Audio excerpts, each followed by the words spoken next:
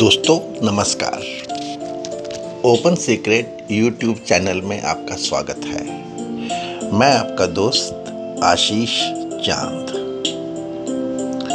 दोस्तों आजकल हम लोग कथा उपनिषद साथ साथ पढ़ रहे हैं। यह है इस पे हमारा 35th वीडियो 14-35। दोस्तों आज हम लोग इसके पहले चैप्टर के तीसरे सेक्शन का श्लोक 5 और 6 पढ़ेंगे दोस्तों। 1-3-5 और 6। यमराज नचिकेता को मार्ग के बारे में बता रहे हैं, द जर्नी अहेड के बारे में बता रहे हैं दोस्तों। इसमें means to acquire the knowledge इसकी बात हो रही है। उन्होंने बताया कि कितने तरह के हम लोग हो सकते हैं, उसमें से फिर कौन कहाँ पहुँचेगा, कैसा मार्ग है ये, और लास्ट में ब्रिज आता है जो आपको आपकी डेस्टिनेशन तक पहुँचा ही देता है। फिर उन्होंने बताया ये बॉडी चैरियट के बारे में दोस्तों। और अब इन श्लोकों में Yama is talking about the intellect. He is talking about 2 types of the charioteers, अविज्ञानवान और ज्ञानवान। कैसे हैं हम, और यदि ऐसे हैं तो ऐसा तो होगा ही हमारे साथ। ये कब बता दिया भारत के शास्त्र ने हमको, कब यमराज ने, हमारे यमराज ने हमारे नचिकेता को समझा दिया दोस्तों। 1-3-5। यस्तो विज्ञानवान भवत्य युक्तेन मनसा सदा,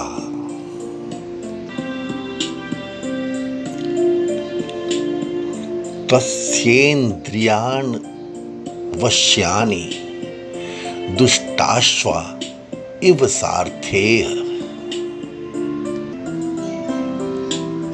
One who is always of unrestrained mind and devoid of right understanding. His sense organs become uncontrollable like the vicious horses of a charioteer. यहाँ पे दोस्तों यमराज अविवेकी की विवशता के बारे में बता रहे हैं। ये जो बुद्धि रूप सारथी है ना हमारे रथ का, जो सर्वदा अविवेकी एवं असंयत चित्त से युक्त होता है, उसके अधीन इंद्रियां इस प्रकार नहीं रहती जैसे सारथी के अधीन दुष्ट घोड़े। जो सारथी चैरियटियर अविज्ञानवान है, अकुशल है, रथ संचालन में अकुशल अन्य सारथी के समान प्रवृत्ति निवृत्ति विवेक से रहित है, जो सर्वदा लगाम प्रग्रह अगृहीत मतलब विक्षिप्त चित्त से युक्त है, उस अनिपुण बुद्धि रूप सारथी के इंद्र रूप घोड़े रथ को हाँकने वाले जो उसको चलाते हैं, अन्य सारथी के दुष्ट मतलब बेकाबू घोड़ों के समान अवश्य, यानी जिनका निवारण नहीं किया जा सकता, ऐसे हो जाते हैं। ऐसी बतलाई गई है दोस्तों अविवेकी की विवशता, helplessness. You commit the mistake and then see the results, बता रहे हैं साफ साफ यमराज। दोस्तों, बहुत लोग सोचते हैं कि हमारा जो शास्त्र है ना, ये सब शब्दों का हेर फेर है। बहुत लोग ऐसे सोचते हैं, these scriptures, this is only a word play। बस बड़ी बड़ी गहरी गहरी बातें बता दो, कुछ समझ में आए या ना आए, समझने का कुछ इसमें है ही नहीं। लेकिन दोस्तों, ऐसा नहीं है बिल्कुल भी।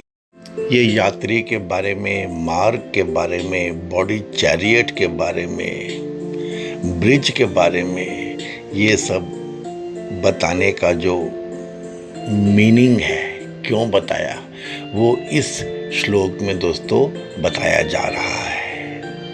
इसकी इंटेंशंस क्या है ये सब बताने की, इन एक्सप्लेनेशंस का मतलब क्या है, यह यहाँ पे समझाया जा रहा है हमें। In these two versus the Shruti expresses the purpose which was in the mind when she launched out this analogy. In this mantra, an inefficient charioteer allows his reins to be loose, and naturally the sturdy steeds run wild and mad, dashing the chariot into bits and wrecking the Lord on the roadside। Yamraj समझा रहे हैं that if we allow an indiscriminate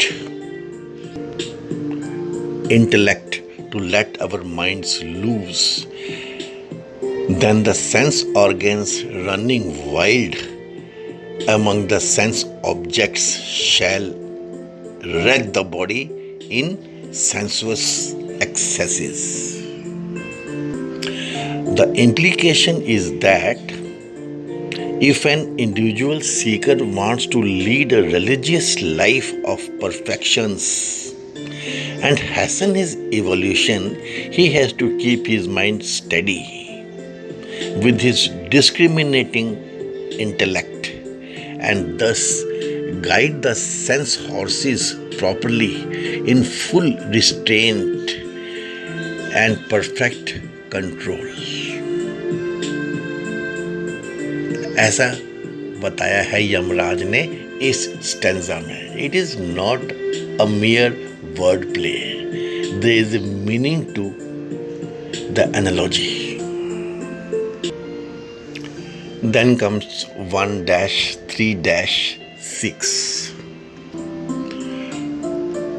यस्तु विज्ञानवान भवति युक्तेन मनसा सदा,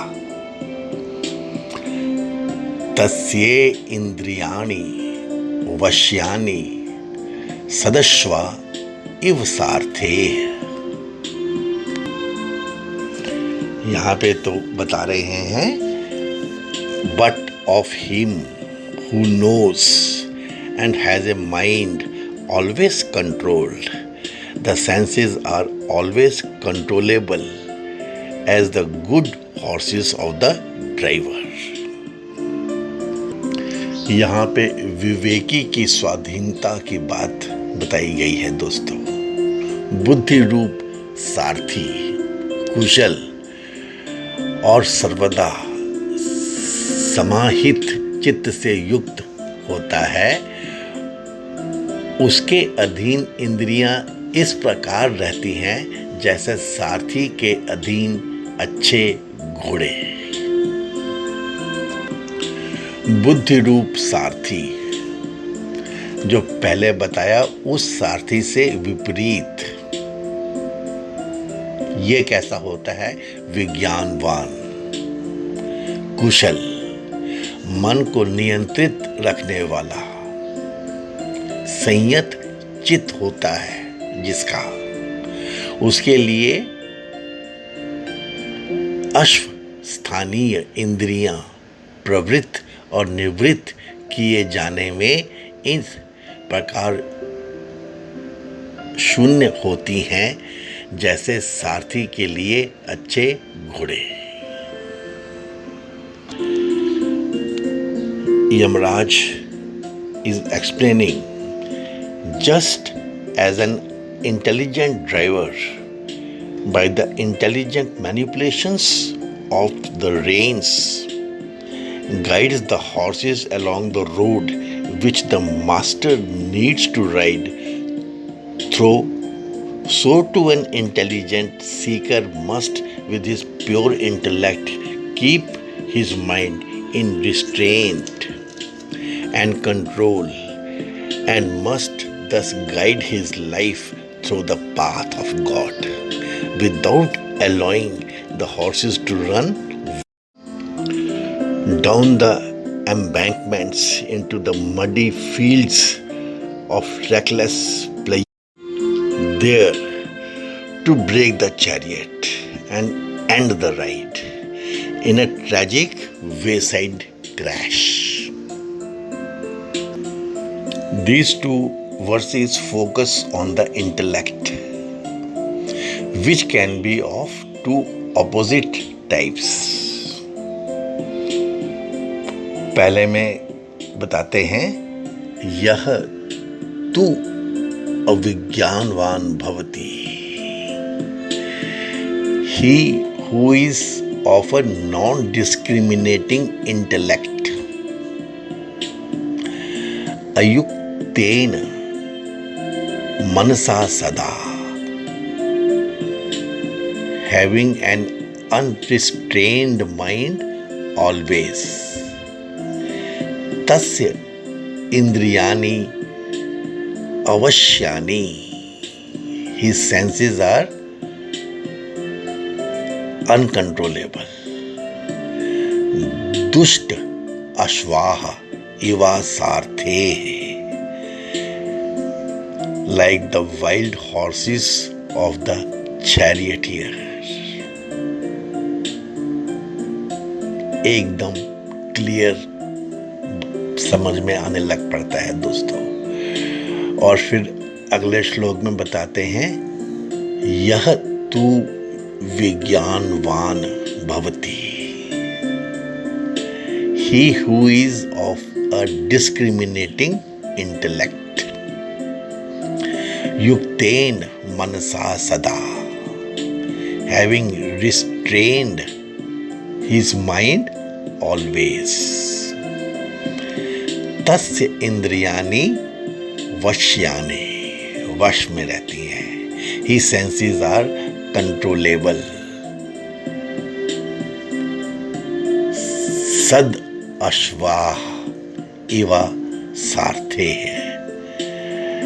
like the tame horses of the charioteer. अविज्ञानवाणी, the undiscriminating charioteer is the most dangerous person to entrust for this work. A dull intellect filled with tamas, or a restless rajasic intellect cannot be relied upon to take one safely across the sansar. An unthinking driver will cause a lot of problems, which owner, after having spent a fortune on getting this chariot, will entrust it to a dull-witted, reckless driver. मानव योनि तक तो पहुंच गए हो, आपको सब कुछ तो मिल गया है दोस्तों, अब आपका जो सारथी है उसको तो आपको देखना ही पड़ेगा ना। फिर आगे बताया है विज्ञान वाणी के बारे में। This is the discriminating driver who is cautious about following all the road rules, who is skilled in driving, who takes great care to rein in the mind so that the horses are well controlled. A good intellect is the key to a successful journey. A good charioteer is sane and sober, thoughtful and discerning, understanding and knowledgeable. He is patient, careful, and alert to avoid any danger on the road. For the owner's peace of mind, it is worth giving the intellect the highest salary. सबसे ऊपर अपने intellect को रखिए।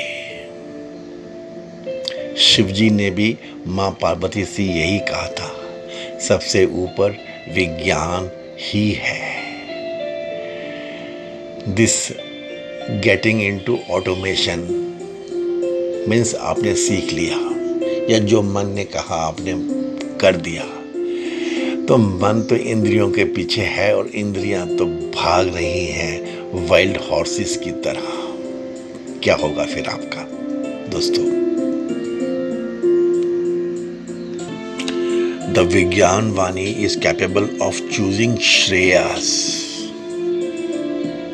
ही is capable of choosing श्रेयस instead of प्रेयस। He possesses the fortitude to walk the path of Vidya. As discrimination is the key to the whole journey, it pays to take time and get the intellect trained to do this task well. श्रुति दोस्तों साफ साफ बता रही है कि और कोई तरीका नहीं है। आपको तो अपने इंटेलेक्ट को ट्रेन करना ही है। ये अनकॉन्शियस वे ऑफ लिविंग, ये ऑटोमेशन में जीना, सोचना ही नहीं दोस्तों। हर पल हर सिचुएशन अलग होती है, तो उस समय अलाइव रहना, जागृत रहना, सोचना और अपनी इंटेलिजेंस को ट्रेंड रखना सोचने के लिए कि उस पल वो डिसीजन ले, यह तो जरूरी है दोस्तों। ये तो आपको करना ही पड़ेगा। यही यमराज ने समझाया है नचिकेता को, बता रहे हैं उसके थर्ड बून के बारे में, लेकिन समझा रहे हैं कहाँ पे है ये, कैसे मिलेगा। और फिर लोग तो कह उठते हैं कि वो तो होता ही नहीं है। The self does not exist. It does exist, but you have to have the necessary acumen. Even if you have to spend many years in training your intellect. And the literature is available in the Hindu thought, in the Indian scriptures, and that is what exactly Open Secret is trying to do. Within our capacity, we are trying to bring out the way to life, the way to a real happy life, real perfect life, based on the Indian sentiment, based on the Indian psyche, based on the Indian thought as described in the Indian scriptures. Friends, इन 2 श्लोकों से हमें क्या समझना है दोस्तों? What is the message we should take from these 2 verses? It is, let the lord be the charioteer of our lives. ये जो आप करना बुद्धि से चलते हो ना हमेशा, उसमें let the lord take the control. He makes all the difference. Let us place our intellect in Lord's hands. Let us invoke the grace. Let us raise our buddhi towards the light and keep it there. Let it not linger in the darkness of ignorance. Simple है दोस्तों, very simple. बस एक बार समझ लेने की देरी है। शुरू में थोड़ा तो यत्न करना पड़ेगा, थोड़ा तो प्रयत्न करना पड़ेगा, लेकिन उसके बाद आप तो इस मार्ग को छोड़ ही नहीं पाएंगे दोस्तों। ऐसी है इसकी ताकत। In our modern understanding, we get strayed by using logic. Logic से हम अपने आप को समझा देते हैं, प्रूव कर देते हैं, to go astray, even to seek pleasures. चलो इतनी देर के लिए मान लो, चलो इतनी देर के लिए ऐसे रिवेंज कर लो, उसने किया है इसलिए आप एक ऐसे कैसे उसको करने देंगे? ये लॉजिक दोस्तों, ये हमको तबाह कर देता है। जो सच है वो सच है। This is the only difference in the Indian way to thinking as compare to anybody else's way to understanding.